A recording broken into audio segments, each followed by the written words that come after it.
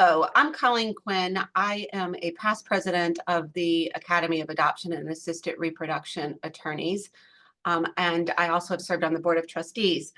I'm an adoption and surrogacy lawyer based out of Richmond, Virginia, and I run an adoption and surrogacy law center as part of my Quinn Law Centers.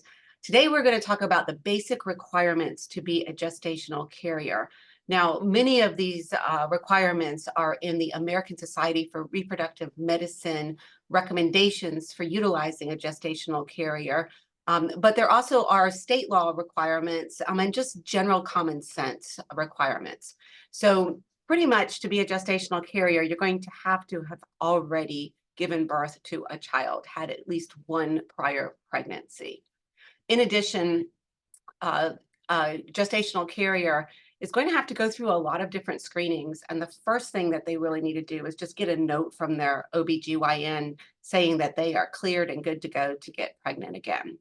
Of course, if the gestational carrier is married or has a significant other, they want to definitely clear it with the spouse or the significant other, that person is on board for them to be engaging in a gestational carrier arrangement.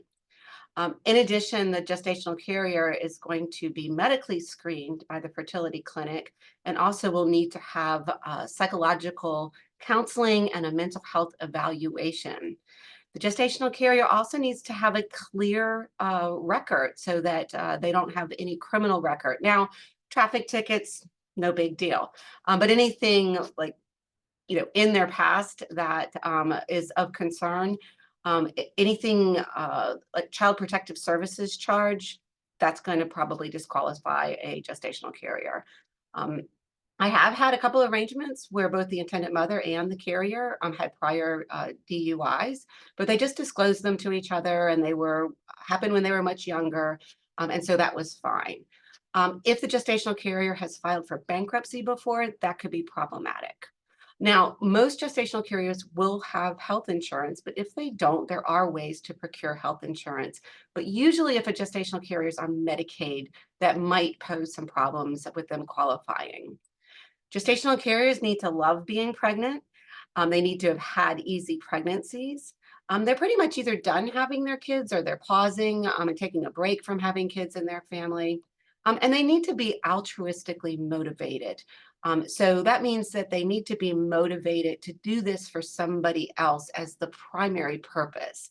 And then secondarily would be any sort of reimbursements or income or compensation that they might receive for having gone into this type of arrangement.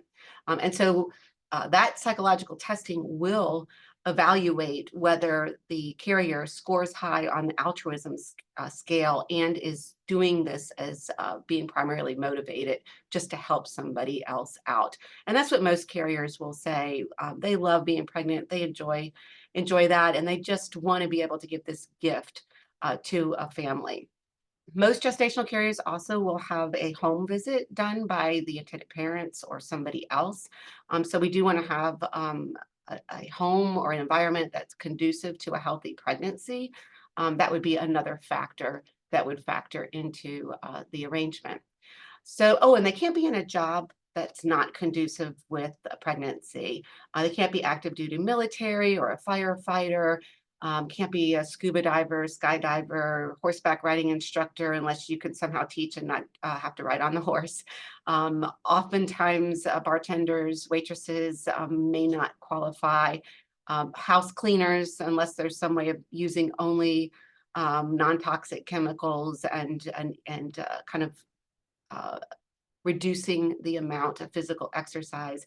And we can't really have carriers that are elite athletes that are going to be running triathlons and be extreme athletes during the pregnancy.